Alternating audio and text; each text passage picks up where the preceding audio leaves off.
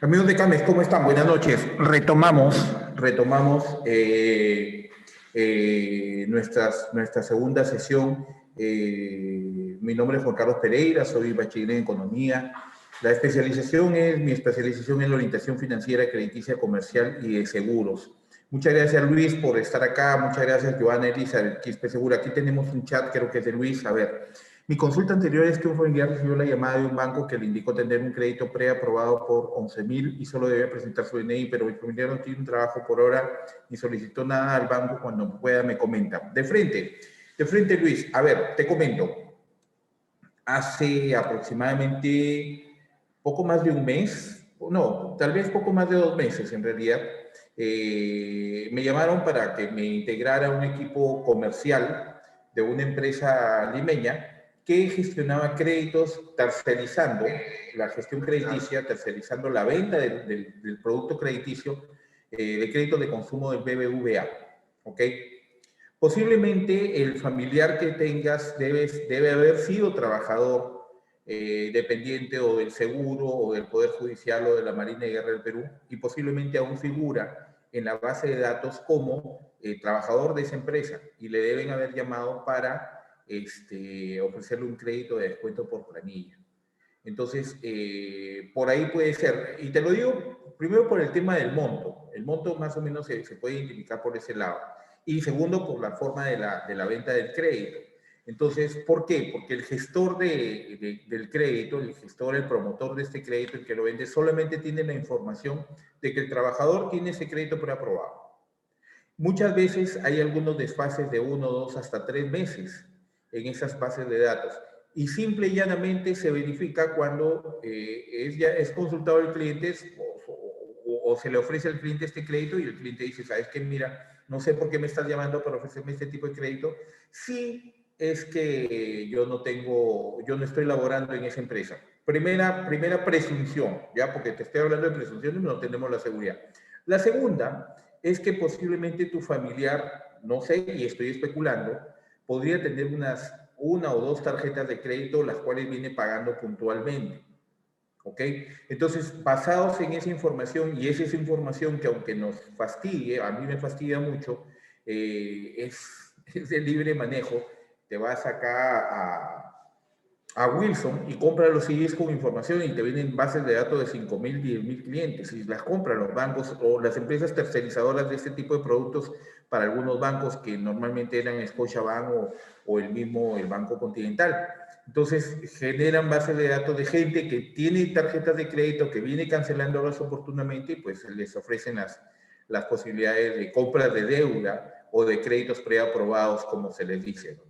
Entonces, muchas veces ten en cuenta que no necesariamente la entidad financiera, hoy en día, sobre todo para los créditos de consumo, se está tercerizando la colocación, la venta de estos créditos a través de empresas como, no sé si existe todavía Cristal, Cristal con Y, no es la cerveza, Cristal, había varias empresas que Inforza, si no me equivoco, es otra de las empresas que trabajan ofreciendo los servicios tercerizados de colocación de créditos de consumo para algunas entidades financieras. Entonces, sí, pues existe esa oferta, pero como te digo, como te decía el comentario ahora que hacíamos en la sesión anterior, también depende de la claridad y la honestidad del cliente. Tu familiar entiendo que debe haber respondido, discúlpame, no me ofrezcas crédito porque estoy sin trabajo, que es lo primero que debería haber respondido, supongo que así lo ha hecho, ¿no? Sí llama la atención que, oye, ¿y estos cómo me llaman? ¿No? Saben que me pueden dar crédito, pero que no saben que ya no tengo trabajo. Es lo normal, es una reacción normal de parte de un cliente. Como te digo, muy posiblemente lo llaman en mérito a que tu familiar debe ser un cliente que paga totalmente puntual.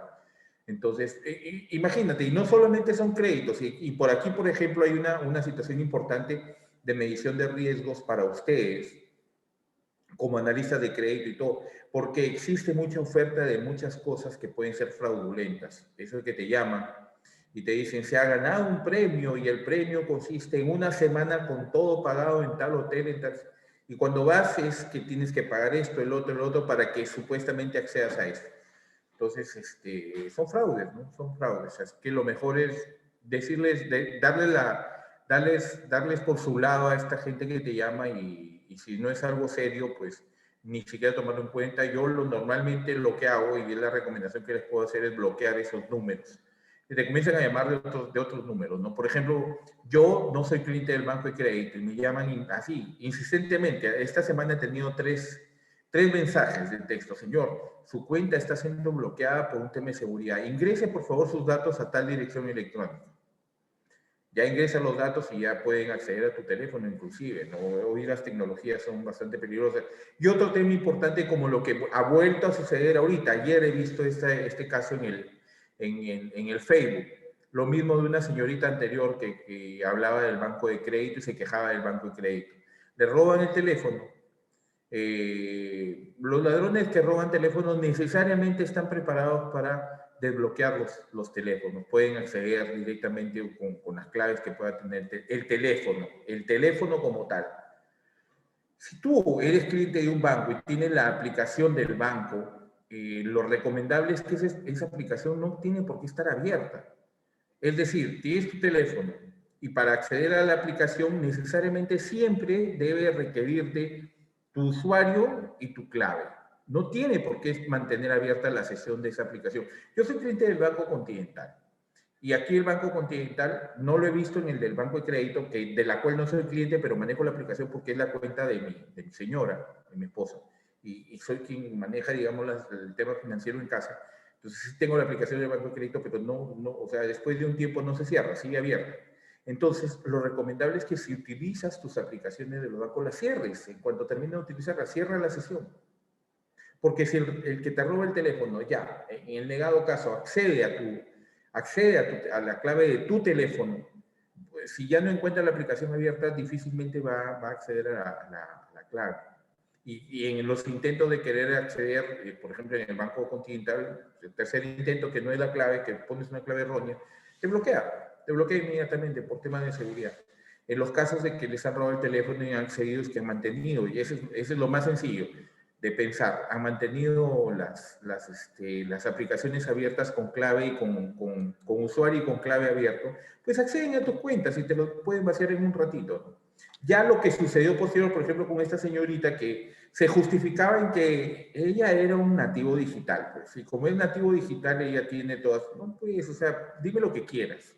Puede ser el rey del rey del mambo, pero si no es correcto, no es correcto. Así de sencillo. Hay que guardar las medidas de precaución. Hoy en día, por el trámite que se requiere en realidad los soportes digitales, los soportes tecnológicos, hay que tener mayor cuidado. Mayor cuidado, mayor cuidado. No porque me digan que soy nativo digital y paro siempre totalmente conectado, o sea, de verdad.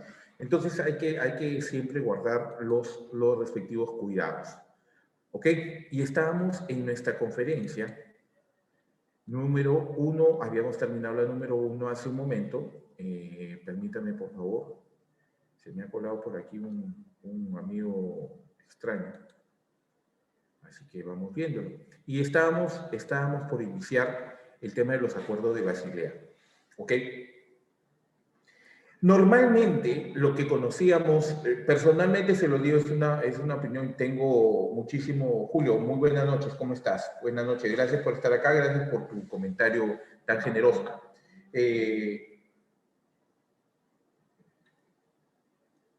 Ok.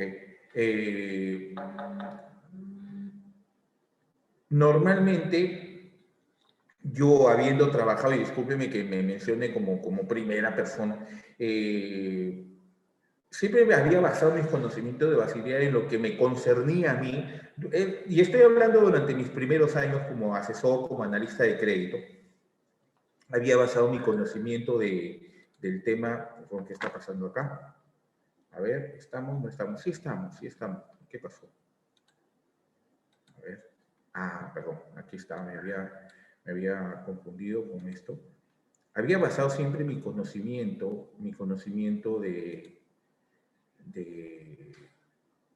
de Basilea exclusivamente en el tema estrictamente de riesgo crediticio. Sin embargo, el alcance de los acuerdos de Basilea, que son acuerdos internacionales, son acuerdos globales, tiene un alcance para toda la operatividad de los bancos, de las entidades financieras.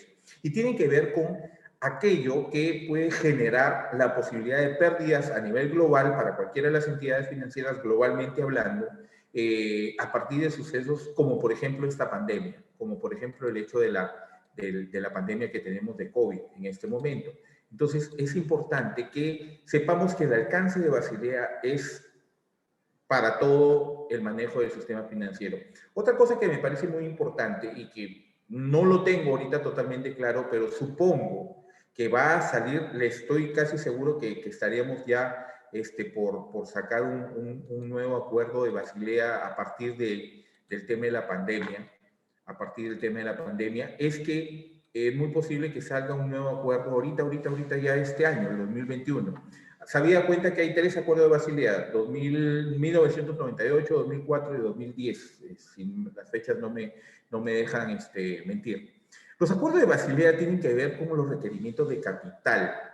Y quiero hacer una acotación porque cuando iniciamos la anterior etapa de este curso, cuando era solamente riesgos financieros, y propiamente dicho así muy a pinceladas, dije esto y alguien lo malinterpretó, equivocadamente malinterpretó lo que había querido decir en 2 temas muy importantes. Primero, el tema del requerimiento de capital y en algo respecto a las provisiones y a la calificación de cartera.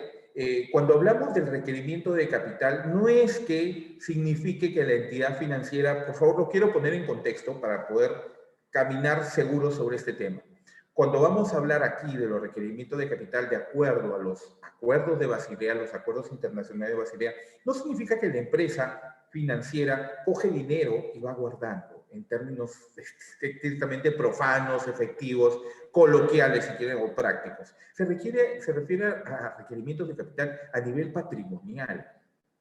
Es decir, que el sustento, la espalda de la entidad financiera patrimonialmente hablando, pueda, y eso es, digamos, un pequeño resumen de lo que es Basilea, pueda sustentar aquellas pérdidas ocasionadas a partir de sucesos que le generen, de eventos que generen pérdidas en las instituciones financieras a nivel global. Y que, de acuerdo a lo último, inclusive que se vio en el último acuerdo, que es el número 3, Basilea número 3, que se requería que la entidad tenga el capital suficiente para afrontar las pérdidas y aún mantenga capital suficiente para sostener la continuidad del negocio, que es un tema muy importante dentro de lo que es el riesgo operativo, que lo vamos a ver, si Dios quiere, en el transcurso de esta conferencia.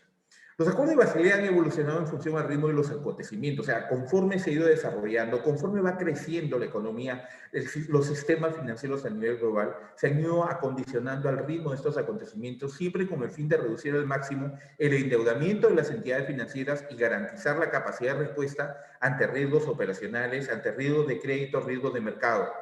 Los acuerdos de Basilea son los acuerdos o recomendaciones internacionales de supervisión bancaria emitidos por el Comité Internacional de Supervisión Bancaria, CBSV o CBSB, Basel Committee on Banking Supervision.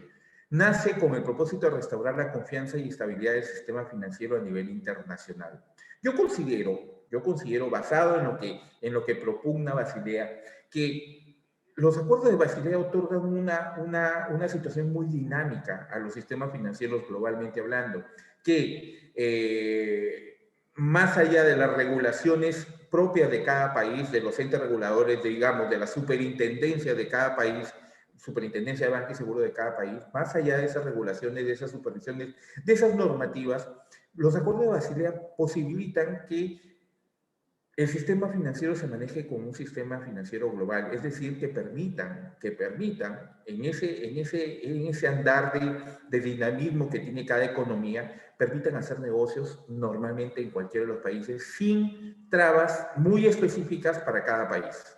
Obviamente se van a respetar las normativas, las legislativas, las legislaturas de cada país, las leyes de cada país. Sin embargo, a nivel financiero, sí hay situaciones que son similares para cada uno de los países a nivel global. Una de ellas es, una o varias de ellas, tienen que ver con estos acuerdos de Basilea. Por ejemplo, veamos. Basilea I, que se firmó en el 98, estableció que uno de los principios básicos en los que debía fundamentarse la actividad bancaria como el capital regulatorio, es el requisito de permanencia, capacidad de absorción de pérdidas y de protección ante una posible quiebra.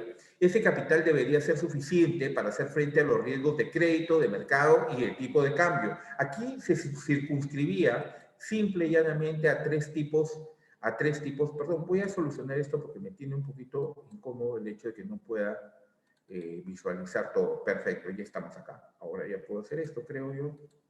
Aquí estamos, ok. Ese capital debería ser suficiente para hacer frente a los riesgos de crédito, mercado y tipo de cambio. Hace referencia solamente a tres tipos de riesgo, ¿ok?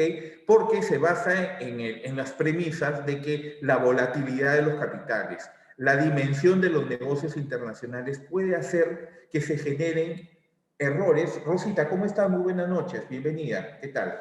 Buenas noches.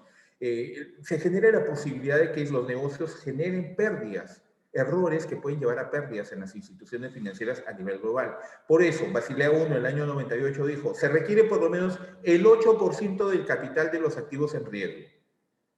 ¿Ok? Del capital en riesgo. O sea, si tienes colocado, si tienes colocado tanto el 8%, si tienes manejando negocios que tengan que ver con la incidencia del mercado, tanto por ciento. Si manejas divisas, compras y vendes divisas, el 8% del capital que estás manejando divisas. ¿Cuál es el principio de Basilea I? Tener capital suficiente para absorber las pérdidas, tomar las pérdidas, ¿ok? Y no tengan ningún tipo de problema de liquidez sobre todo.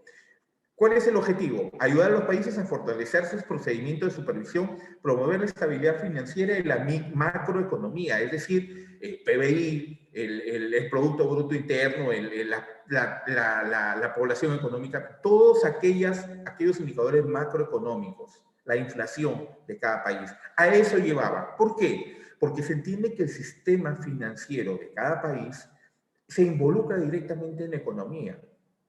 Es más, o sea, el papá del sistema financiero de cada país, ¿qué banco es? El Banco Central de Reserva de cada país, que es el que tiene el orden monetario de cada país. ¿Entiende? Es decir, Basilea estaba propendiendo a que los niveles de riesgos a los que se enfrentan las entidades financieras no generen ningún tipo de inestabilidad macroeconómica en los países en donde se desarrolla o que aplican directamente los acuerdos de Basilea. ¿Cuál es el propósito? Fomentar la convergencia hacia enfoques y normas comunes. Lo que les decía hace un momento, ayuda a la dinamización o a la dinámica de los negocios a nivel internacional. Basilea II, que se fue aprobada en el 2004, aunque en España recién entró en vigencia a partir de 2008, coincidentemente con el tema de los problemas que se tenían con las burbujas inmobiliarias, que generaron serios problemas tanto en la economía de España como en la economía de Estados Unidos. Desarrollaba de manera más extensa el cálculo de los activos ponderados, es decir, ponía mayor incidencia en que los cálculos sean mucho más exactos respecto a estos capitales en riesgos, por riesgo de mercado, por riesgo de liquidez, por riesgo de tipo de cambio, por riesgo crediticio. Por el riesgo, y permitía que las entidades bancarias aplicaran calificaciones de riesgo basadas en sus modelos internos siempre que estuviesen previamente aprobadas por el supervisor. Es decir, llevaba a que las entidades financieras tengan la posibilidad de medir, gestionar y administrar los riesgos, siempre basados en lo que decía cada superintendencia de banca de cada uno de los países.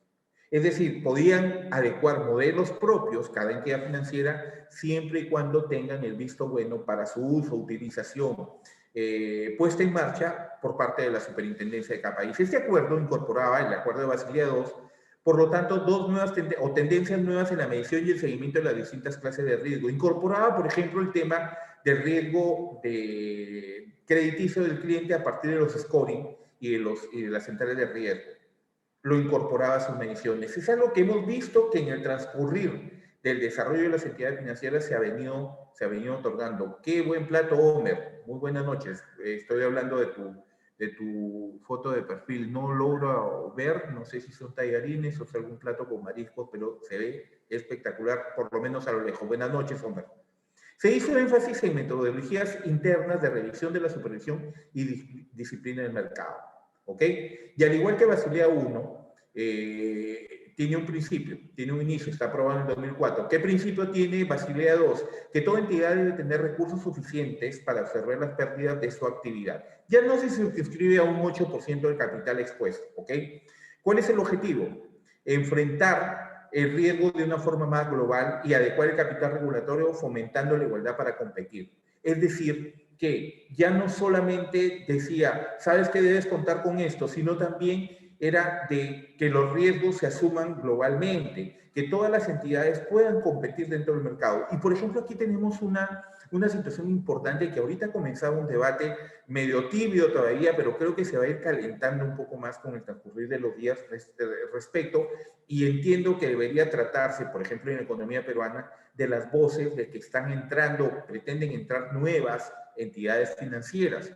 Hacia el 25 de enero, más o menos, creo que fue un poquito, no, perdón, 5 de enero en realidad, salió una nueva normativa de parte de la Superintendencia de Banca y Seguros que hablaba de la, digamos, de facilitar el ingreso de entidades financieras, que los controles no necesariamente sean más laxos, pero sí más expeditivos para facilitar el ingreso de nuevas entidades financieras. No lo tengo el detalle, pero en resumen era eso. Ahorita acabo de ver un titular que habla acerca de que ante, por ejemplo, medidas muy populistas como las que dictó recientemente el Congreso respecto al tema de la fijación de topes para las tasas de interés, que ya fue observada el día de ayer por el Ejecutivo, indicaba este titular, no llegué a leer realmente el desarrollo de la noticia, ha sido ahorita en este entretiempo que hemos tenido, acerca de que la entrada de nuevas entidades financieras posibilitaría reducir el tema de las tasas de interés. Y a esto se refiere, fíjense ustedes, en el objetivo de Basilea II, enfrentar el riesgo de una forma más global y adecuar el capital regulatorio y fomentar la igualdad para competir. Es decir, que todas las entidades financieras tengan la posibilidad de que bajo las mismas normas, bajo las mismas reglas, tengan la posibilidad de, por ejemplo, ofrecer productos mucho más baratos. Porque finalmente el sistema financiero es un mercado regido por la ley de la oferta y la demanda. Tú eliges a qué banco le pides crédito. El cliente elige a qué banco le pide crédito y con qué banco se quiere quedar. ¿Qué banco le ofrece las mejores ventajas? Porque yo siempre, respecto sobre todo a este tema de la mal llamada ley antiusura, siempre he dicho algo y he propugnado algo. El tema de los créditos, el tema inclusive de los ahorros, se trata de un acuerdo entre privados. Es el cliente el que decide, de acuerdo a lo que le ofrece el banco, poner su dinero en ahorros en una determinada institución financiera. Es el cliente quien finalmente decide solicitar o no solicitar una operación crediticia con tal o cual banco. Principalmente, sobre todo en el tema, bueno, no sobre todo, creo que en ambos casos, tanto para las operaciones pasivas como las activas, va a tener que ver siempre el tema de los costeos. ¿Cuánto me pagas por mis ahorros o cuánto me cobras por el crédito que me quieres otorgar? Por ejemplo, ahorita que recién pude darle respuesta a alguien que me había hecho una consulta y yo le había pedido, mándame las TCEAs y las TEAs de cada país, me han mandado porque hay un ofrecimiento por compra de deuda. ¿Ok? Entonces, ¿qué te salen a ofrecer? Normalmente, alguien que sabe que, por ejemplo, tiene unos costos más altos, te dice, te ofrezco este crédito y mi TEA es de 9%. Una TEA de 9% y yo estoy pagando una TEA de 12%, está bien. O el del costado me ofrece una TEA de 12%, está muy bien, me voy con la TEA de 9%. Pero si el cliente no sabe, y esa es función nuestra, que es la mejor forma para poder vender bien nuestros productos financieros, es brindar la mejor información, decir, un ratito, no te debes quedar cliente en solamente averiguar la TEA, debes averiguar en el caso de los créditos la TCEA, porque la TCEA es la TEA más todos los gastos adicionales que le debes sumar a la tasa de interés. La TCEA es finalmente el interés que finalmente vas a terminar pagando, no es la TEA. Porque si ponemos en comparación una TEA de 9, una TEA de 12, y mañana le pides a cada una la TCEA, de repente la TCEA del de 9 es de 15% y la TCEA del de 12 es de 12%, de 13%. Entonces es importante eso.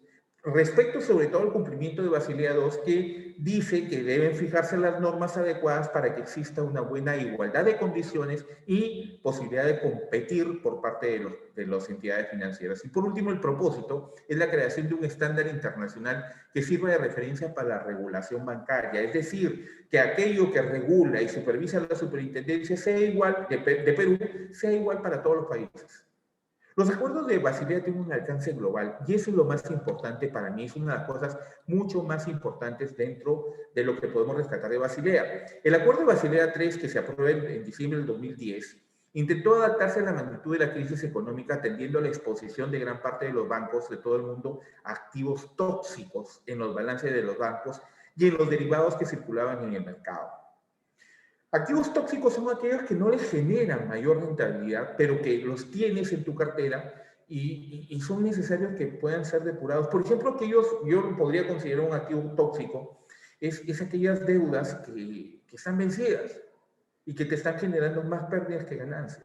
Y no solamente pérdidas a nivel contable, sino las pérdidas, por ejemplo, en la generación de gastos, que termina siendo onerosa para la institución financiera el gastar, ¿cómo se llama? Gastar recursos en una cobranza de un crédito totalmente incobrable. Castígalo oportunamente. Ahí, por ejemplo, me parece y me lleva a pensar que las entidades deberían ser un poco más flexibles en cuanto a las normativas, por ejemplo, de castigo, pero es algo que vamos a ver más adelante. El temor al efecto dominó que pudiera causar la insolvencia de los bancos hizo que se establecieran nuevas recomendaciones. Por ejemplo, primero, endurecimiento de los criterios de aumento de la calidad de volumen de capital para asegurar su mayor capacidad para absorber las pérdidas. Es decir, ya no te quedas en el 8%. Mira, en las épocas de vacas gordas, junta más capital, fortalécete patrimonialmente para que mañana, ante la posibilidad de asumir pérdidas, tengas un respaldo. Y eso, por ejemplo, me lleva a pensar en una métrica de riesgo, de medición de riesgo, que traslada la responsabilidad de afrontar los riesgos de la medición de las posibilidades de pérdida, por ejemplo, la severidad de las pérdidas, al capital expuesto, a la exposición del capital, y tiene que ver esta métrica con el RORAC, que así se denomina, donde básicamente te dice que tú determinas una pérdida esperada, pero te preparas para perder por un poco más. Basado justamente en lo que propugna justamente Basilea III, que te dice, y lo vamos a leer ahorita mismo, te dice, ¿sabes qué? La entidad financiera debe contar con la posibilidad de absorber la pérdida y aún tener la capacidad de afrontar el riesgo de continuidad de negocio, que lo vamos a ver también hoy día al final, por lo menos por un año más. Es decir, aseguraba que el banco era tan sólido que podía asumir esa pérdida y seguir manejándose tranquilamente. Por eso la base del RORAC, que es una métrica que la vamos a ver a mitad de curso más o menos, tiene que ver con aquello de decir, mira, yo sé que voy a perder 1, pero me preparo para perder como por 10. En otras palabras, es decir, cúbrete tú la espalda con mi dolor, ten tu espalda cubierta siempre. Es una canción muy antigua, por ejemplo, eso de cúbrete tú la espalda con mi dolor. El cielo y la gloria y el cielo, algo así se llama. Es una mexicanada, muy buena, muy antigua también. Por ejemplo, la modificación de los criterios en el cálculo de los riesgos para disminuir el nivel de exposición real. Es decir, el cálculo de los riesgos te debe a lo mismo prácticamente. O sea, yo tengo una exposición de 10 y la hago de tal manera que esa exposición de 10, en vez de saber que voy a perder por 1, me cubro, no es que quiero asumir una pérdida mayor, sino que me cubro por si acaso lo que yo esperaba se salga un poco de control. A eso me refiero cuando cúbrete tú la espalda con mi dolor. La constitución de colchones de capital durante los buenos tiempos, a eso me refería, o sea, que permiten hacer frente al cambio del ciclo económico, es decir, en las buenas épocas, ¿qué hubiera pasado? ¿Qué hubiera pasado? Fíjense ustedes. Y aquí es una de las muestras de que nuestro sistema financiero a nivel local, y ya lo vemos, basado en los principios globales de Basilea III sobre todo, no hubiera podido soportar una pandemia como la que tenemos ahora. A mí me preocupa, no necesariamente la banca grande, me preocupa, por ejemplo, las microfinancieras, que aun cuando son muy sólidas, o sea, el tema de las microfinancieras no va para, por ejemplo, y lo voy a decir claramente, no va para Caja Piura, no va para Caja Arequipa, no va para Caja Huancayo o Caja Cusco. Son las primeras dentro del sistema y yo creo que ante un embate de una situación complicadísima, o absorberían a empresas más pequeñas o se podrían juntar entre ellas y hacer un solo banco de las microfinanzas en el país. Porque siendo aún instituciones muy, muy fuertes, y en Lima se consideran, son cajitas, mentiras, son instituciones muy fuertes, tienen, a mi parecer, algunas restricciones, por ejemplo, para colocar capitales o créditos que puedan sobrepasar el nivel entiendo que es del orden del 15% de su patrimonio efectivo para operaciones crediticias directas, indirectas o que son de riesgo único. ¿Cuándo son las de riesgo único? Cuando Juan Carlos, Pedro y Juan tienen la misma fuente de ingresos y se le otorga crédito a esa fuente de ingresos. O se le otorga, perdón, crédito a Pedro, Juan y Luis, que tienen la misma fuente de ingresos. Son riesgo único. Tienen esa restricción. Y se lo digo, por ejemplo, con conocimiento de causa. Trabajo, aunque remotamente, para un proyecto que ahorita estamos en plena venta, y cuando estábamos buscando el financiamiento, hubo la idea que se realice un crédito sindicado.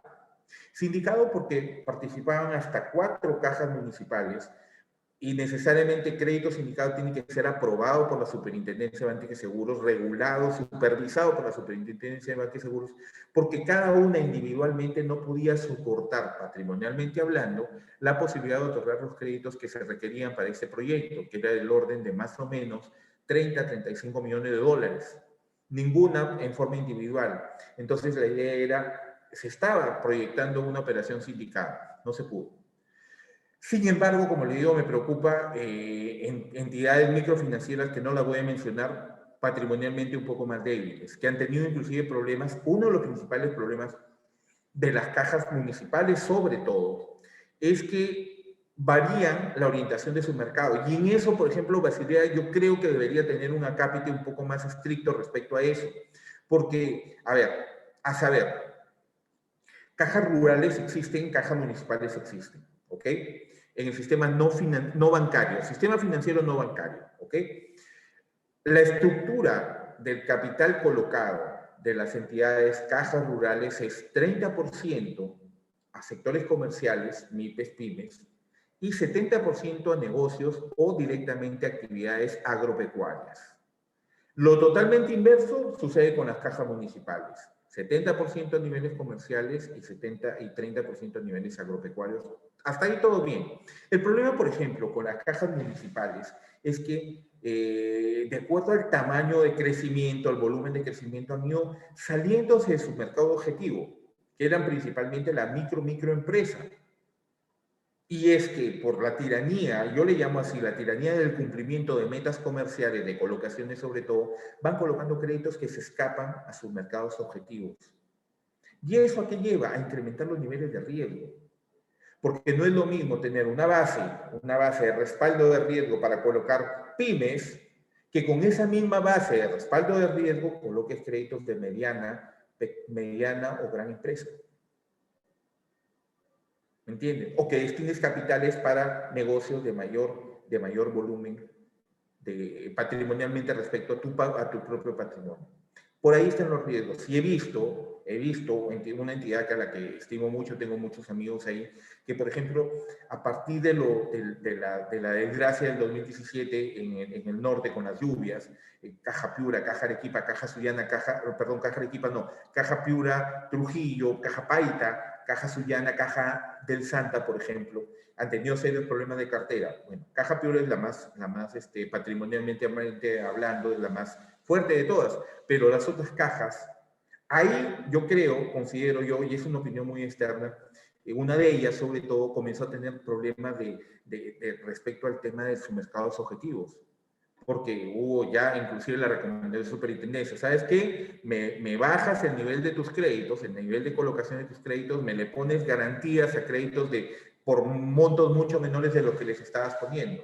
Y te limito, por ejemplo, los créditos hipotecarios que eran desembolsos un poco más fuertes. Entonces, todo esto está anclado en Basilea. Todo de lo que estamos hablando está anclado en Basilea. El cumplimiento de las entidades financieras ya no son solamente basados en el rigor de la supervisión y regulación de la Superintendencia de Banques y Seguros, sino también en el cumplimiento global de los acuerdos precisamente de Basilea. Y otro tema importante en Basilea 3 era la introducción de un nuevo ratio de apalancamiento como medida complementaria al ratio de solvencia. Y lo vamos a ver inmediatamente, que tiene que ver con, permítame por favor, me salí.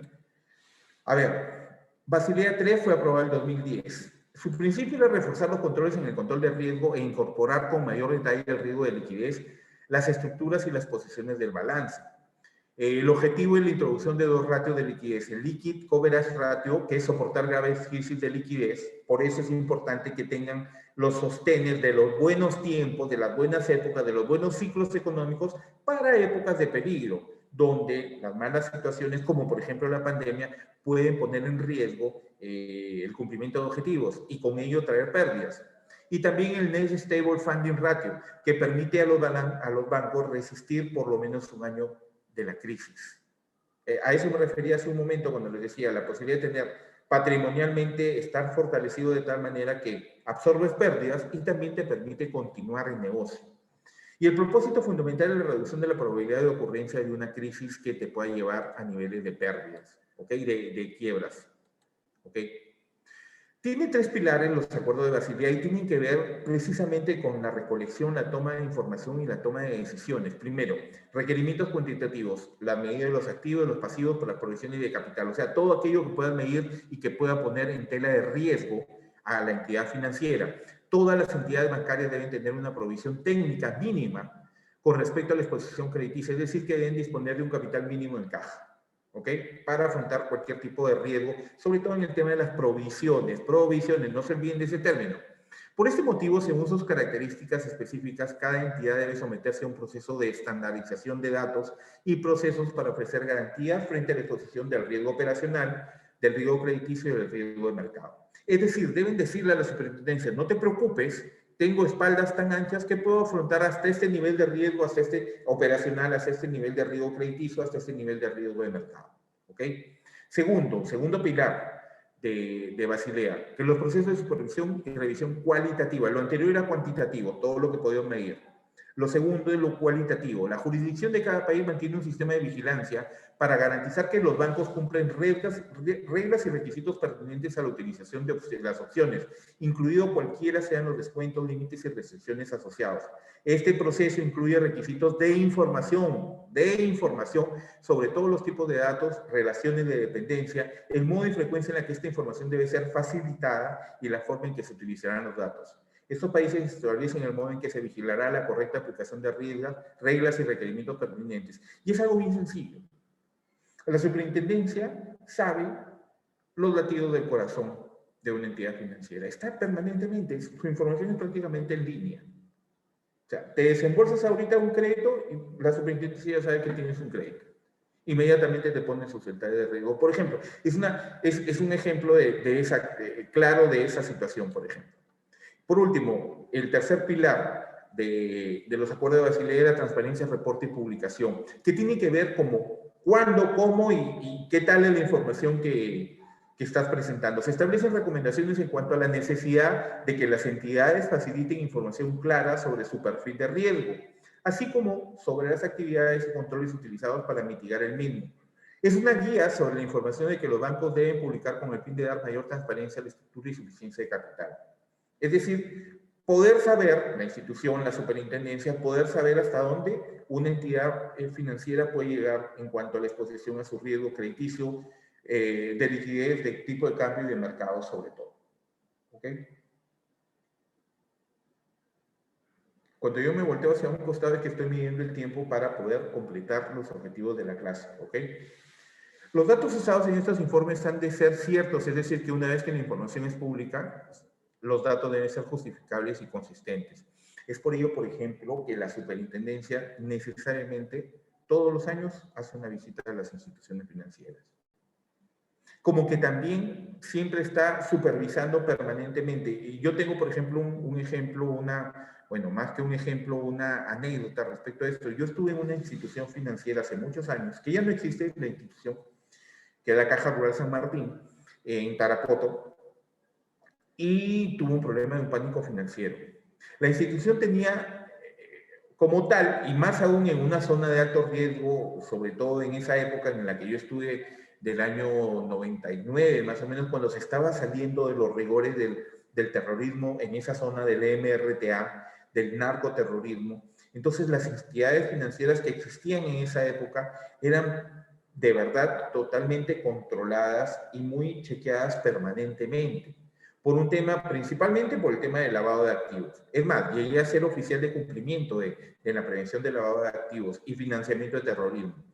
Y en una época complicada, porque en esa época el oficial de cumplimiento podía reportar operaciones inusuales y si se convertían en sospechosas las reportabas ¿a quién? A la Contraloría de la República. Y la Contraloría de la República le llamaba, a ver señor, ¿cómo se llama?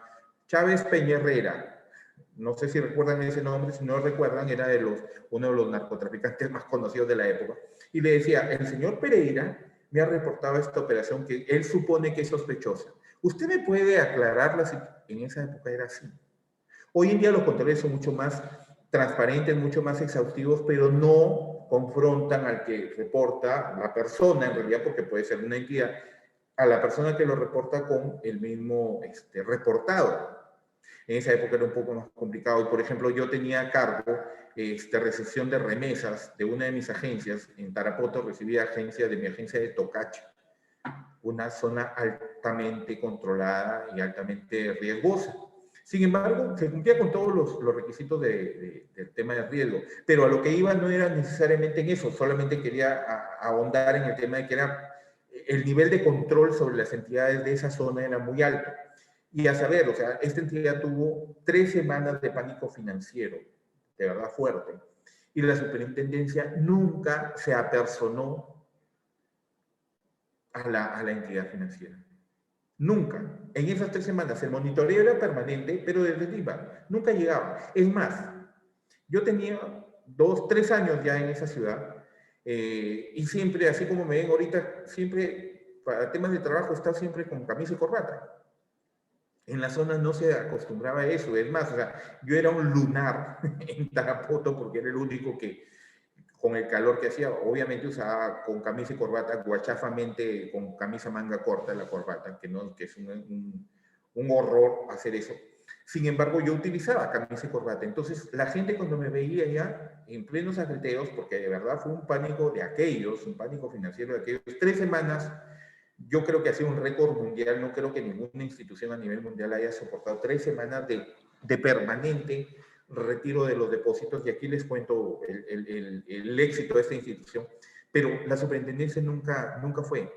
Creían más bien que yo era la superintendencia por el único encorbatado que había en la institución, pero les decía, el éxito, por ejemplo, de esta institución ante un tema de riesgo fuerte como es un pánico financiero, más allá de las razones por las cuales se llegó al pánico financiero, que no es el tema de contarlo en este momento, pero tenía una política muy certera esta entidad, sobre todo en el tema de ahorros, que era el tema de la atomización de sus clientes a nivel de ahorros. Es decir, había muchos clientes, muchísimos clientes, con pocas cantidades individualmente ahorradas. Había muchos clientes también que tenían grandes cantidades y son los que menos se preocuparon cuando saltó este problema del pánico financiero, porque se les fue a visitar, se les explicó cuál era la situación y nunca retiraron. Es más, se tuvo un retiro aproximado de 6 millones de soles, que a la sazón no era mucho, pero para una entidad de provincia que medía en esa época esta entidad, la economía en realidad de la zona, del departamento de San Martín, era bastante. Se perdieron 6.000 clientes. Ahí en esa relación entre lo perdido total en términos de soles y el número de clientes, te das cuenta que la atomización fue uno de las ventajas preponderantes para que no caiga esta institución, porque hemos visto ejemplos acá en Lima que cayeron bancos y se fueron 3 o 4, y soy exagerado de repente, ahorristas, porque estos 3 o 4 tenían la mayor cantidad de dinero ahorrado ahí. Entonces, hay situaciones que ayudan a que las instituciones por gestión puedan solventar y estar de acuerdo siempre, por ejemplo, en estos 3 pilares de Basilea. ¿Qué lecciones nos ha dado? ¿Qué lecciones nos deja para aprender Basilea? Que es necesario un buen gobierno de los datos. Hace falta controlar, supervisar las cuestiones de cómo, de dónde viene cada dato y valor, y cuál es el destino final. Es decir, la información es uno de los mayores activos que deben manejar ustedes en sus instituciones, evitando las desviaciones. Las desviaciones es el más menos, ¿no? Los descuadres y, pues, peor aún, las duplicidades de información. Es importante tomar decisiones a tiempo, supone contar con informes cuanto antes. ¿Ok? El monitoreo permanente te lleva a tomar buenas decisiones rápidamente. El poder de la reacción. Reaccionar ante cualquier tipo de problema te va a ayudar siempre a registrar menos pérdidas, a mitigar mejor el riesgo. Los reguladores requieren que los bancos adapten sus procesos rápidamente y no atienden y no atienden a la idiosincrasia de sus activos ni a las inversiones realizadas. Pero es importante ser capaz de reaccionar cuanto antes en cuestiones como la gestión eficaz de los datos. Los datos deben ser precisos y deben ser obtenidos así, rápidamente. La calidad de datos debe medirse y reportarse para justificar nuestros informes. Y se debe realizar un monitoreo proactivo de los atributos clave de los productos bancarios, de los clientes y de los procesos asociados. Las entidades bancarias deben tener capacidad de reacción y de gestión eficaz de la exposición al riesgo. Deben entender que tienen que adaptar su funcionamiento para poder moverse en todo momento al ritmo del regulador. O sea, si la superintendencia te dice salta, debe saltar. Ahorita, no es mañana, ahorita. Así de sencillo. Por eso las entidades deben tener procesos, procedimientos y sobre todo el personal idóneo para poder cumplir con esto. Por eso los perfiles no son solamente aquellos que requieren tal o cual habilidades, conocimientos. Los perfiles tienen que irse mejorando día a día y eso es responsabilidad de ustedes. El perfil de ustedes, por estar donde están, debe llevarlos a que permanentemente están investigando, permanentemente están preguntando, permanentemente están nutriendo esos conocimientos y esas experiencias. Si es que quieren, y lo veíamos, por ejemplo, ayer en Administración Bancaria Integral, el perfil del gerente. El gerente recorre todo un camino para llegar ahí. El gerente no es el champoncito que terminó la universidad y vino de frente a ser gerente. No, hoy en día debe recorrer todo un camino y va nutriendo y mejorando y perfeccionando las habilidades que no necesariamente son exclusivamente el bagaje académico. Eso queda en tu conocimiento, queda en tu capacidad de conocimiento, sino lo que vas incrementando como habilidades blandas o habilidades duras que debes ir consiguiendo en el camino. ¿Ok? ¿Qué es el riesgo operacional y sus enfoques para su medición y gestión? Calcular el riesgo operacional en una entidad financiera es un procedimiento bastante complejo, aunque posible, mediante 3 enfoques. Ojo con el examen. 3 enfoques propuestos, por ejemplo, por Basilea para medir el tema del riesgo operacional. El Comité de Basilea promulgó una definición más compleja o más completa en el nuevo Acuerdo de Capital del año 2004. Ya tiene 16 años, por eso yo creo ya debería salir un nuevo Acuerdo de Basilea. En dicho informe, lo define como el riesgo de una pérdida resultante de una falta de adecuación o un fallo de procesos, de personal y los sistemas internos o también acontecimientos externos. La medición del riesgo operacional es un aspecto complejo pero trascendental, aunque puede ejecutarse con eficacia a través de los 3 enfoques propuestos por el comité. Estos 3 métodos ayudarán a calcular los requerimientos de capital por riesgo operacional. Dense cuenta que todo aquello que se refiera a Basilea y que tenga que ver con riesgos va a tener que ser necesariamente basado en el requerimiento de capital para la cobertura de ese riesgo en específico. ¿Ok?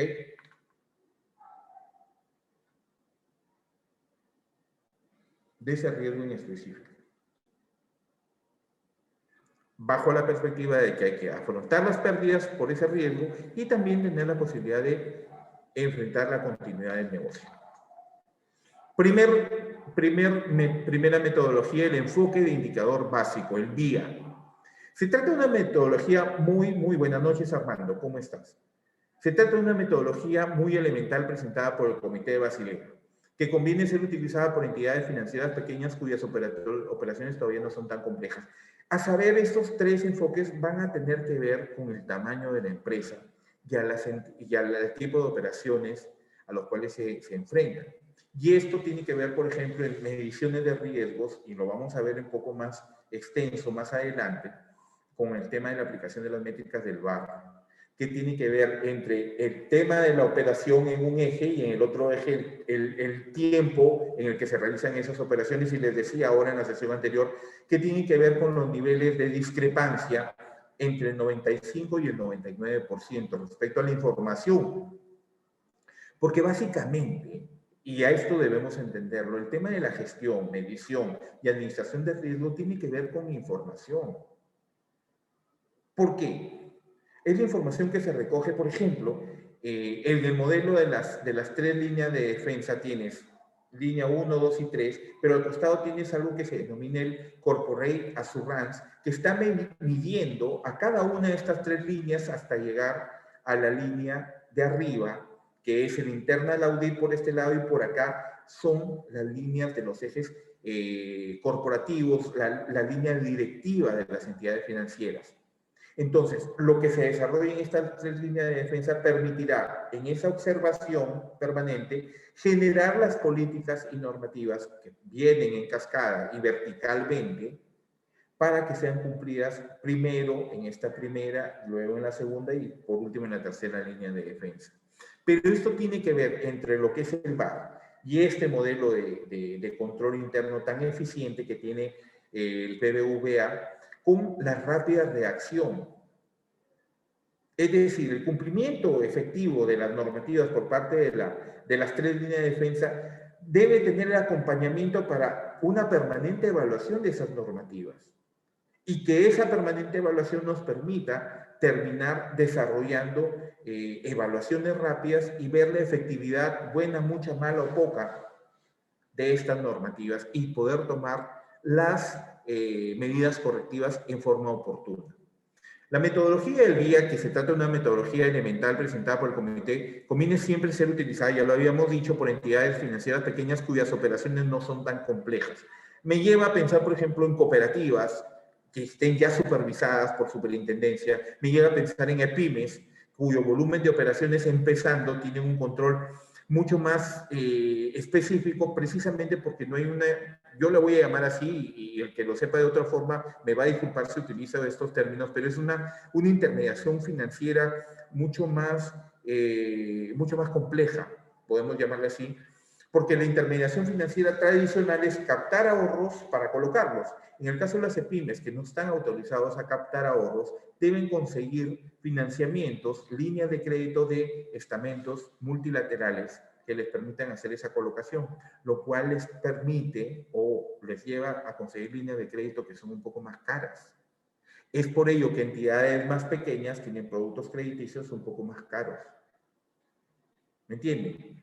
A diferencia de aquel banco que puede captar en demasía y conseguir dinero que le genera una tasa de interés mucho más barata para poder colocar a precios sus créditos mucho más económicos que cualquier otra entidad de menor tamaño, con operaciones crediticias menos complejas. El enfoque del indicador VIA cubre el riesgo operacional con un capital equivalente a un porcentaje fijo de los ingresos brutos positivos anuales en los últimos 3 años. Es decir, trabaja con una Big Data, con datos que son observados históricamente. Para ello, primero mide el riesgo operativo para toda la organización y luego designa resultados arrojados en la fase anterior a las líneas operativas. Es decir, digamos, me voy a de repente equivocar con el término, pero lo voy a aplicar, es el tema de una evaluación horizontal respecto a periodos anteriores. En definitiva, consiste en un enfoque simple, cuya aplicación es recomendable. Es muy básico el VIA, pero muy eficiente, porque trabaja sobre datos históricos, ¿ok? Sobre data histórica, y eso es importante para buscar tendencias, ¿ok? Buscas tendencias y buscas patrones a partir de ello. Un enfoque estándar, que es, al igual que el anterior, es un modelo top-down, es decir, fija la carga de capital por riesgo operacional de forma agregada para toda la entidad y determina el resultado mediante un proceso de arriba hacia abajo. De acuerdo a este enfoque, las actividades de los bancos se separan en 8 líneas de negocios, ¿ok? Finanzas corporativas, ventas y negociación bursátil, banca minorista, banca comercial, pagos y liquidaciones, servicios de agencia, administración de activos y corretaje minorista. 8 líneas de negocio. A saber, y de acuerdo a esto, es que ya nos estamos encontrando con que la aplicación de un enfoque estándar ya no es para una entidad muy pequeña o una entidad necesariamente del sistema financiero bancario, que tiene por lo menos los 8 módulos de atención o de líneas de negocio, que no todos los tienen las cajas municipales o las cajas rurales o las financieras. Ojo con eso. El ingreso bruto funciona como un indicador para calcular tanto la escala de las operaciones comerciales como una posible exposición al riesgo por cada una de estas líneas. Lo importante de este enfoque estándar es que a partir de un capital de exposición global, le otorga un porcentaje de exposición a cada una de estas 8 líneas de negocio, lo cual va desagregando. Es como aquel análisis vertical. Si el enfoque VIA lo podía comparar con un análisis horizontal por periodos de un balance de situación. El enfoque estándar yo podría determinar como un análisis vertical de un balance, porque todo lo hace respecto al porcentaje de participación, sea en activos o sea de pasivos, respecto del patrimonio, que en este caso vendría a ser la figura del capital total expuesto, el capital global expuesto. ¿Ok? Una entidad financiera debe cubrir ciertos... Permítame, por favor. Estoy en clase, Pati. Discúlpenme, por favor. Una entidad financiera debe cubrir ciertos aspectos para emplear este enfoque. Por ejemplo, debe contar con la participación de la Junta Directiva y la Alta Dirección en la supervisión del marco de gestión del riesgo operativo. O sea, ve las 8 líneas del negocio, pero la participación activa de la evaluación tiene que ser necesariamente a partir de la Alta Dirección y la Junta Directiva. O sea, el directorio y la junta de accionistas, por ejemplo. Asimismo, poseer un sistema sólido de sistema de gestión de riesgo operacional que esté integrado íntegramente por toda la empresa, integralmente por la empresa. Y el AMA, que es el enfoque de medición avanzada, que el comité califica este método como el más sofisticado de todos, porque involucra inclusive aquellas de negociaciones corporativas de las entidades financieras grandes. En este enfoque, los requerimientos de capital son establecidos por el sistema de medición de riesgo operacional interno de la organización. Es un método bottom-up, es decir, se basa en datos internos desglosados mediante procesos de abajo hacia arriba. Recuerden que el VIA era de arriba hacia abajo. El método de medición avanzada es de abajo hacia arriba. Con él, una entidad financiera puede construir un propio modelo empírico para cuantificar el capital solicitado para el riesgo operacional. Las metodologías AMA son más sensibles al riesgo, pero a la vez más costosas y complejas. En el sector financiero, el cálculo del riesgo operacional sigue siendo un procedimiento delicado y muy complejo. Sin embargo, en los enfoques introducidos por el Comité Basilea, vía el estándar y el AMA, una entidad de esta industria conseguirá realizar una adecuada cuantificación que le permitirá operar sin exponerse a peligros. El riesgo operacional se ha convertido en uno de los grandes retos de los bancos. Y fíjense ustedes, desde nuestro punto de vista, como por decirles, asesores de crédito, analistas de crédito, el tema de la medición del riesgo operativo nos podría tener sin cuidado porque estamos abocados a tener una buena calidad de cartera. Sin embargo, los riesgos operativos nos pueden alcanzar. Porque imagínense operativamente, o algo totalmente operativo, un mal desembolso, o un mal cobro de una cuota, va a generar riesgos altamente sensibles, que van a involucrar inclusive el riesgo de crédito. Porque este riesgo operativo podría llevar a que el cliente incumple en sus pagos. Y ya te generó no solamente esta posibilidad a partir del riesgo operativo, porque un crédito está generando que no te pague y además te genera riesgos operativos, es peligrosísimo. Por eso el alcance de la gestión integral de riesgos debe ser manejado, propugnado permanentemente por toda la institución. La obligación de la mitigación de riesgos es de toda la institución. Yo solamente veo riesgo crediticio porque soy analista de crédito. Mentira. Si colocas un crédito en dólares y el cliente gana en soles, ya estás involucrado en un tema de riesgo cambiario, por ejemplo, que afecta el riesgo de liquidez, a su vez. Si promocionas mal un producto de tus productos financieros, estás hablando de no mitigar riesgos, por ejemplo, de mercado. Si das una mala imagen al cliente, estás gestionando o estás involucrándote en riesgos altos reputacionales, por ejemplo. Entonces, la gestión de riesgos es por eso llamada gestión integral de riesgos, porque afecta a todo el funcionamiento de la entidad financiera y por tanto debe ser gestionada por la totalidad de los funcionarios de la entidad financiera.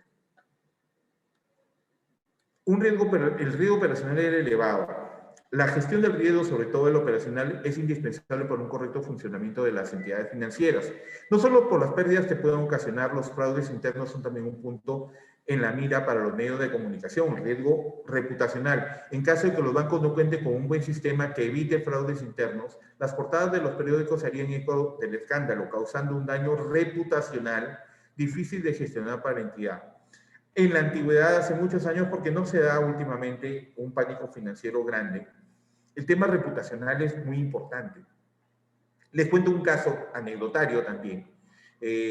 Hace muchos años, ustedes son muy jóvenes, de repente no recuerdan eso, cuando se estaba construyendo la sede que está aquí en Paseo de la República, por Cruz del Sur, por ahí más o menos, Javier Prado con Paseo de la República, el edificio del Banco Interbank. Ustedes se han dado cuenta que el edificio del Banco Interbank es medio inclinado y que son caprichos arquitectónicos, figura arquitectónica, lo que ustedes quieran, pero está medio inclinado, ¿ok? Cuando se estaba construyendo, ya a punto de terminar, alguien se paró, de verdad, y esto es verdad, no estoy charlataneando, es verdad, es verídico, no llegó a mayores porque es una entidad muy fuerte, pero se generó un pequeño pánico financiero cuando alguien se paró, oigan, el edificio parece que se está cayendo, ¿no? ¿De quién es? Ah, del Interbank. Ah, mira, el edificio del Interbank parece que se está cayendo. Y alguien que pasaba por ahí, estoy siendo exagerado en realidad con la situación, pero es más o menos lo que sucedió. Y alguien que pasó por ahí, ah, el Interbank se está cayendo. Y el telefonito malogrado comenzó a funcionar, que el edificio parece que se va a caer, ¿no? Está inclinado. Sí, ah, el Interbank se está cayendo. Ah, el Interbank tiene problemas. Ah, el Interbank va a cerrar. Ah, el Interbank, mis ahorros. Y se generó un pequeño pánico financiero. Es el verídico, búsquenlo, van a encontrar la información. Se generó un pequeño pánico financiero. Obviamente, un banco del tamaño del Interbank podía soportarlo sin mayor problema, pero fíjense que el tema del riesgo reputacional puede traer abajo entidades financieras, ¿ok? Ya me están avisando que nos hemos pasado el tiempo, ¿ok?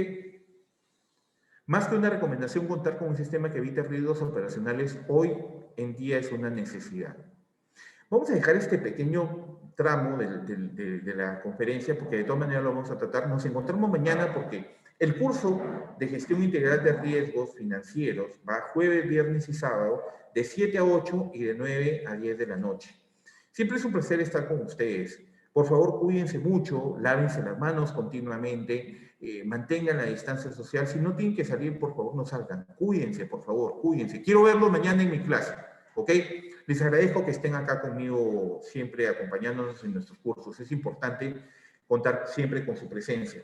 Muchas gracias por todo. Les espero el día de mañana a las 7 de la noche para la sesión número 3 de nuestro curso de gestión integral de riesgo financiero. Es un gusto estar con ustedes. Cuídense muchísimo, por favor.